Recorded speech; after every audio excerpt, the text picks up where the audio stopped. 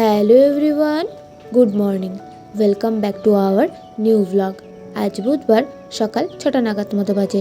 সকাল সকাল আজ ঘুম থেকে উঠেছি বিশেষ একটা কারণে, নাহলে বাকি দিনগুলোতে সকাল 10টার আগে তো ঘুমই ভাঙে না। তোমরা হয়তো বুঝেই গেছো কোন কারণে। হ্যাঁ, ঠিকই ধরেছো, আজ থেকে আমার ফাইনাল ইয়ারের এক্সাম শুরু। তাই সকালবেলা ঘুম থেকে উঠে সকালের আবহাওয়াটা উপভোগ করতে এলাম। শেষ কবে যে এত সকালে ঘুম থেকে উঠেছিলাম কে জানে।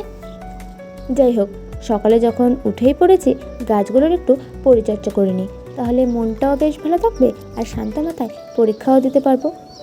ভাবতেই অবাক লাগে, কলেজের গণ্ডিও ক্ষণিক সময়ের মধ্যে দেখতে দেখতে কেটে গেল এবং এক্সামও চলে এলো। চলো তাড়াতাড়ি কাজগুলো সেরে নিই, নইলে আবার দেরি হয়ে যাবে। সারা বছর না পড়ে পরীক্ষার দুদিন আগে নাকানি চোবানি খেয়ে রাতের ঘুম কেড়ে আবার সকালে তাড়াতাড়ি ঘুম থেকে উঠে পড়তে বসা, সত্যি এই দিনগুলো খুবই মিস করব।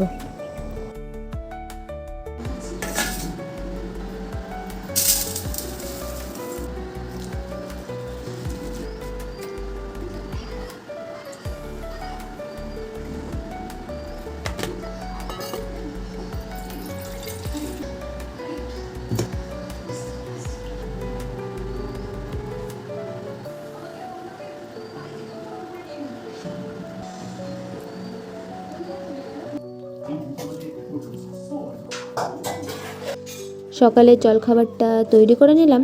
সকালে হালকা জলখাবারই খাই, তাই টক দই, চিড়ে ও আম দিয়ে মাখিয়ে খেয়ে নিলাম। এখন তাড়াতাড়ি একটু পড়তে বসে নিই, নাহলে এক্সাম হলে গিয়ে সব ভুলে ঘেটে খাওয়া হয়ে যাবে। দুপুর 2টো থেকে এক্সাম, ওই 12:30 নাগাদ বাড়ি থেকে বের হব। হাতে একটু সময় আছে, চলো তাড়াতাড়ি পড়াটা সেরে ফেলি।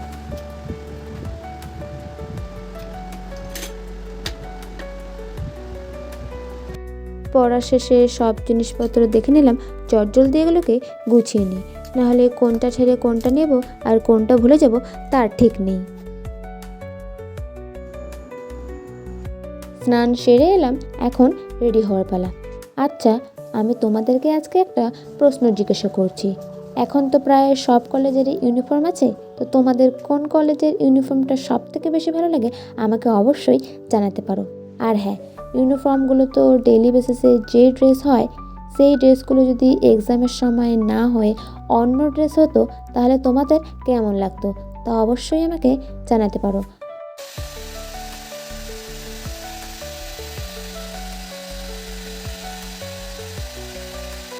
আমি রেডি হয়ে গেছি, এখন বের হওয়ার পালা। চলুন তাড়াতাড়ি যাই, নাহলে না আবার দেরি হয়ে যায়।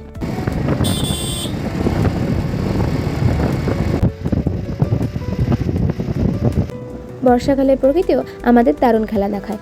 এই রোদ এই বৃষ্টি, আবার এই বৃষ্টি এই রোদ। এখনই দেখো না, একটু আগেই ছিল এত রোদ, এখনই আবার মেঘলা ওয়েদার।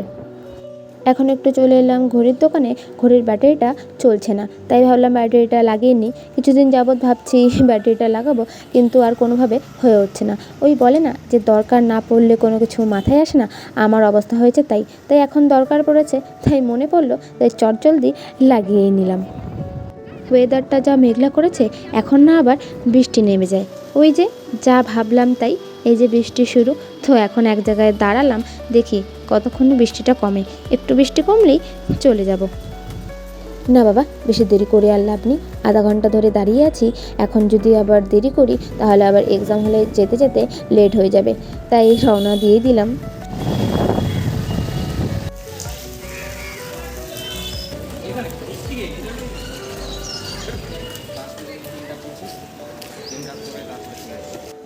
বর্ষাকালে এই চকচকে সবুজ গাছপালাগুলো দেখতে বেশ ভালো লাগে। এখন চলো তাড়াতাড়ি ক্লাসরুমে যাই। আমার যেই রুমে এক্সাম পড়েছিল সেটা ছিল 3rd ফ্লোর, আর প্রিয়ার যেই রুমে পড়েছিল সেটা ছিল 2nd ফ্লোর। তাই আমরা যে যার রুমে চলে গেলাম। এবার একটু বইটা খুলে চোখ বুলিয়ে নিই। সেই যাই বলো না কেন, যতই বই পড়ি না কেন, সেই এক্সামে গিয়ে বানিয়ে লিখে আসতে হয়। কি জ্বালা বলুন তো দেখি। এক্সাম শেষে বেরিয়ে পড়লাম। মোটামুটি এক্সাম ভালোই হয়েছে, খুব একটা খারাপও না, আবার খুব একটা ভালোও না। দেখো না, গাছটাতে কি ভরে ভরে ফুল এসেছে। গাছের পাতা কম, ফুলই দেখছি বেশি। এই গাছটার নাম যে কি আমার খুব একটা মনে পড়ছে না।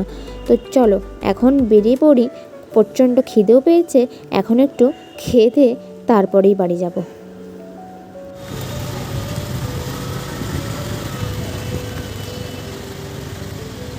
এখন চলে এলাম একটু দাদাভাই ক্লাবের সামনে চটপট চাট খেতে।